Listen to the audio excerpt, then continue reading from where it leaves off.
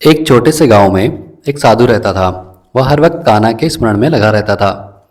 वह कान्हा के लिए रोज खीर चावल बनाता था और हर दिन उनके इंतजार में आस लगाए बैठा रहता था कि मेरे कान्हा कब आएंगे। उस साधु की एक बुरी आदत थी। वह गांव में रहने वाले नीची जाति के लोगों से दूर रहता था।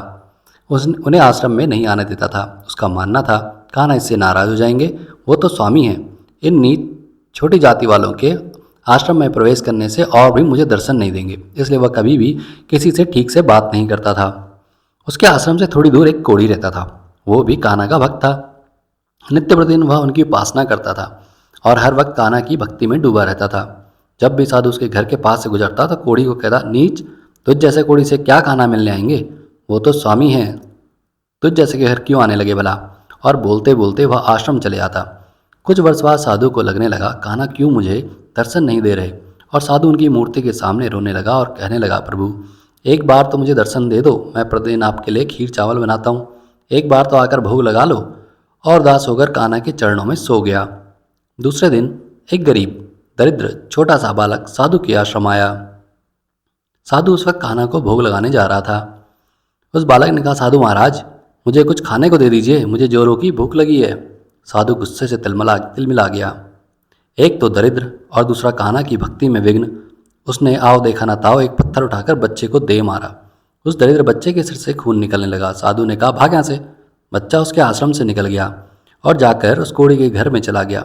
कोढ़ी ने उसका रक्त साफ किया, पट्टी बांधी और उस भूखे बच्चे को भोजन दिया। बच्चा भोजन करके चला गया। दूसरे दिन फिर वो बच्चा साधु के आश्रम आया। साधु ने फिर उसे मारा और भगा दिया। फिर वह कोढ़ी के घर चला गया। कोढ़ी ने फिर उसकी पट्टी बांधी और खाने को दिया। बच्चा खाना खाकर फिर चला गया। वो बच्चा रोज आता, साधु उसे मारता और वो कोढ़ी के पास चला जाता। एक दिन साधु स्नान के लिए जा रहा था। उसे रास्ते पर वही कोढ़ी दिखाई दिया। साधु ने उसे देखा तो आश्चर्य से भर गया। उस कोढ़ी का कोढ़ गायब हो चुका था। वह बहुत ही सुंदर पुरुष बन चुका था।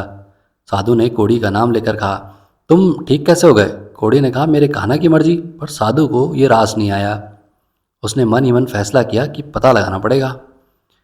दूसरे दिन फिर वह दरिद्र बच्चा साधु के आश्रम आया। साधु ने फिर उसे मारा। बच्चा जाने लगा तो साधु उठ खड़ा हुआ और मन ही मन सोचने लगा कि मैं इस दरिद्र बच्चे को रोज मारता हूँ, ये रोज उस कोढ़ी के घर चला जाता है, आखिर चक्कर क्या है, देखना पड़ेगा।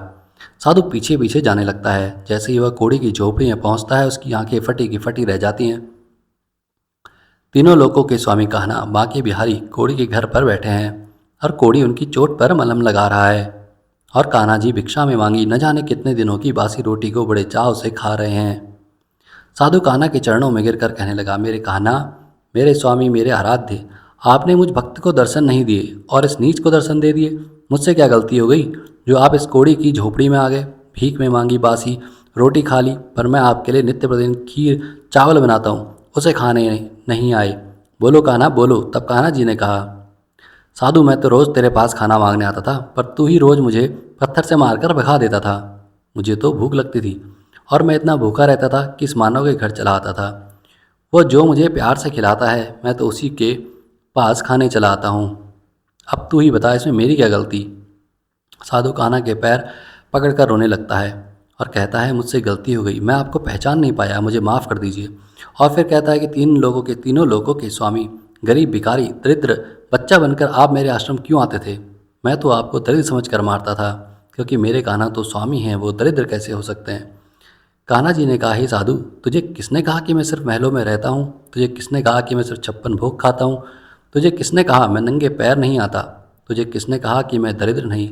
हे साधु, ये समस्त चराचर मैं ही हूँ, धरती आकाश पृथ्वी सब में मैं ही हूँ। मैं ही महलों का स्वामी, मैं ही हूँ झोपड़ी का दरिद्र भिखारी, मैं ही हूँ जो प्यार और सच्ची श्रद्धा के खिलाने पर बासी रोटी भी खा लेता हूँ और स्वार्थ से खिलाने पर 56 भोग को भी नहीं छूता। मैं हर जीव में बसा हूँ। तू मुझे अमीर गरीब से ढूंढता है, तुझसे अच्छा तो एक कोढ़ी है जो सिर्फ एक ही बात जानता है कि ईश्वर हर किसी में निवास करता है, न कि धनवान में। कान्हा कहने लगे, तूने मेरी भक्ति तो की पर अधूरी, और कान्हा अंतर्ध्यान हो जाते हैं। साधु उनके चरण पकड़कर फूट फूट कर रोने लगता है और कहता है कि जिसका एक पल पाने के लिए लोग जन्मों जन्मों तक तप करते हैं, वो मेरी कुटिया में भीख मांगने आता था और मैं मूर्ख दरिद्र संपन्न देखता था। और कोढ़ी के पैर पकड़कर कहता है कि मैंने तो सारी जिंदगी अधूरी भक्ति की, आप मुझे सच्ची भक्ति के पथ पर ले आइए, मुझे अपना शिष्य बना लीजिए। कोढ़ी उसे गले लगा लेता है। ईश्वर कण कण में है और वो भिखारी भी जो आपकी चौखट पर आता है ना, वो भी ईश्वर की मर्जी है, क्योंकि किसी ने कहा है वो भीख लेने नहीं बस दुआ देने भी आता है और हमारी परीक्षा लेने भी। परीक्षा पास किए बिना तो स्कूल का अध्यापक भी हमें अगली क्लास में नहीं जाने देता, तो भगवान हमारी परीक्षा लिए बिना हमें अपना दर्शन और भक्ति कैसे देंगे।